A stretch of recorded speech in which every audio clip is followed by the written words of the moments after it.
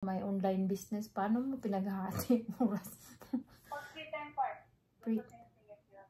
Pinisingit mo lang. Ang trabaho ko, nyari, morning. Kasi yan naman ang morning, tanghali. Pero tapos, nagtaktakan ko yan, pag nalinis ko ang pag-artisan. Pagtapos ko na mag-ilis ako, pag-focus ko na dudod na ako. Focus na ako ng mga mga items. Pag tingin ko, ay, kailangan ko ng mag-artisan ng tanghalian. Didiretso ba? Punta na naman ako kusina, didiretso na naman ako. Alaga, no? Grabing sipag. Kaya time management talaga.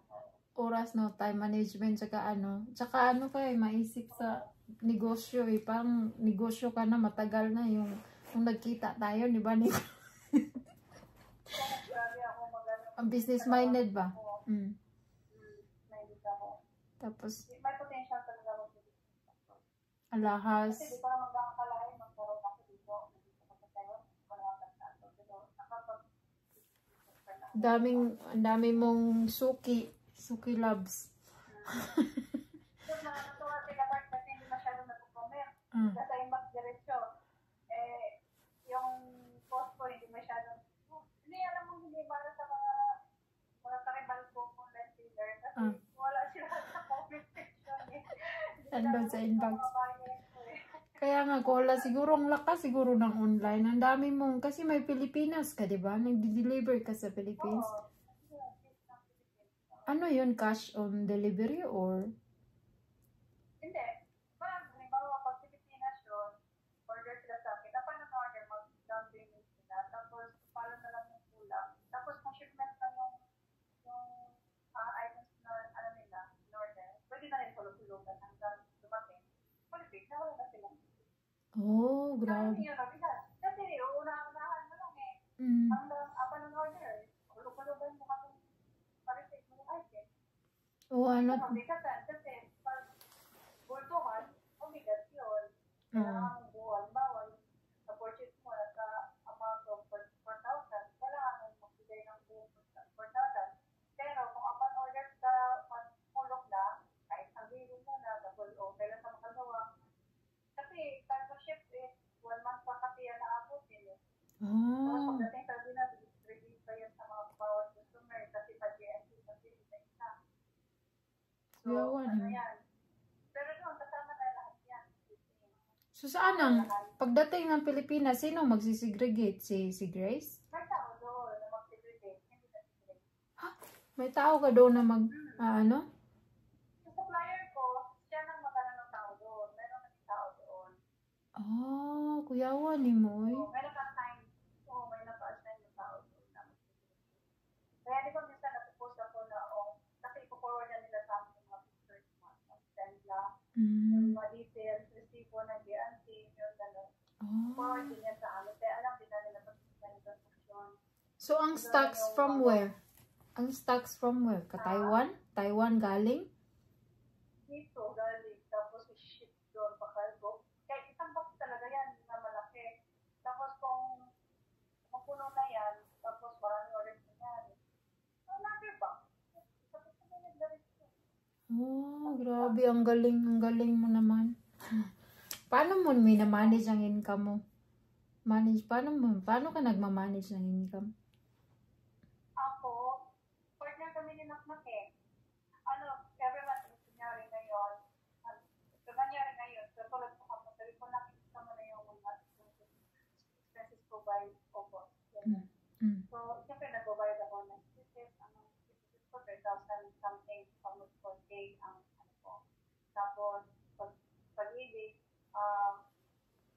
tapos PhilHealth, 1,500. So, sa ano ko lang, nasa 7,000 na yun lang ha, yung 7,000. PhilHealth, pag-ibig, SSS. SSS, oo. Tapos sila mama, bigas nila, kaya allowance. Lista yan lahat, kung magkano.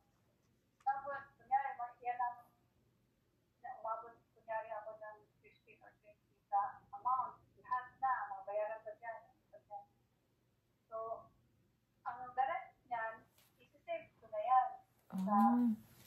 Sa account, account kanina, siya humawak, si Grace, hindi ako. Mayroon kami na account, kunyari, sobra yung padala ko, doon, namatay. Siya nagdala rin. Ay, dami siyang account. niya pagdala niya.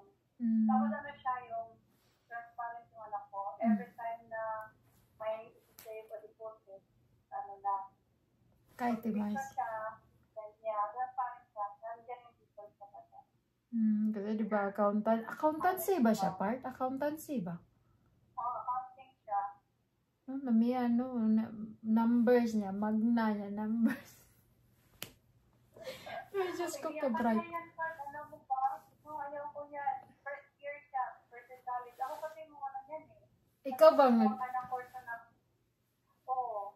Kasi that time, worried ba ako sa mga gastusan. Ang gusto niya kasi mag-doktor. Sabi ko na, di ko kaya yata. Hindi ko yata kaya yan. Kasi parang ako nag-doktor kami ng mama eh. Tapos, mag-doktor ko siya. Tapos, dorm, yung allowance. Parang nag-ano mga ako parang na hindi ko kaya, baka hindi kaya. Kaya sabi ko na lang, kumuha ka na ng work na yung praktikalan, yung kahit saan ka pwede. Sabi niya, ano yan naman? Parang hindi kadalasan kasi kahit naman sa mga hospital, sa police, kailangan na ng accounting yan, sa DH, kailangan na kaya kailangan ng accounting, sabi ko. sa negosyo? Kaya kahit sa, so yan na lang. Hindi na lang niya yung gusto ko. Pero pag first year college mo, first week, umiyak siya. Sabi ang hirap, mga number, hindi siya fan sa numbers. Ako yung mahilig sa numbers. Sa aming dalawa. Kasi kaya sila pag nung nag-college na siya, nalala kami lead year. Alam mo, part, ako head progressive lang naman ako. Nag-lead year siya. Iyakan niya yun ha, kasi nag-arapan na siya. Tapos ako sa business ko, ka-lead year pala ako na hindi ko alam. Tapos hindi lang mata ako. Tapos pinakita ko sa kanya, ganun pala na, kasi may ginawa akong ganun sa gusto. Nakita ko, mamaya ng lead year. Sabi mo, ganun, kailangan makita mo yung yung profit mo, yung ito ganyan. Sabi ko, kita mo? Bakit may idea ako dito nga? Hindi ko naman pinag-aralan. Lead year pala ito. Sabi ko, ganun. Nagkaroon ako mo na. Ay, Diyos ko. Diba? Diyan siya sa akin mag-part about mga number. Sa'yo pala yan nagmana. Sa'yo. May chiki ako, inaano pa, kasi sinususan ako ng head namin. Tapos, ganito yun na. Buha ako ng cake na ganito, tapos pinapalitan ko sa bangko, tapos ang cleaning. Ako yung tinatanong niya. Tapos, ina-analyze ko yung sabi niya. So, magkano yung ganito? Ako ang magsasagot. Okay, sinagot ko kung magkano na lang ang material. So, bakit na? Kasi ganito yun sa ginawa ko. Magkano na lang mo? Akala ko kasi mali yung competition. Kasi tinatanong kita. Ibig sabihin, second demotion ako. Pero sa akin siya nag-confirm. Para mapanatan siya. Tama siya. Ibig sabihin, believe siya sa akin sa number. Kasi kinonfirm niya muna sa akin kung tama yung competition. Ay, Diyos ko, sige. Kung alam. Sinabi lang na, pero nag-confirm ako. Hindi mo na malayan yung pinagagawa mo, numbers, accounting pala. Na accounting. Ano ka sa numbers? Kaya siya umiyak sa yan. Pero, sabi ko, iyakan mo yan ha? Pero nagmagmata. Uy, hindi biro yan. Hindi biro yan kinuha niyang honor, ha? Hindi madali yan. Sunog na ilang oras, kaya yan siguro natutulog yung batang yun. Ilang oras lang siguro. Pero nung nag-audit sa part, inag ako ng mga work na doon sa audit, yung mga sir na doon. Kasi parang gusto nila ko ilan yung mga mag-invest. Inag-add nila ako, tapos ngayon, tinatanong ko, sir, kumusta ang performance ng anak ko dyan sa audit? Sabi niya, uy, ano yung anak mo, matalino, matalino ba talaga yung anak? Kasi yung feedback ko, nalang sa ibang tao, wala naman ako eh, hindi ko siya nakikita, di ba? Hindi mo. Pinapakita ka ba sa grade? Ha? Pinapakita ka lagi sa grades niya? Oo.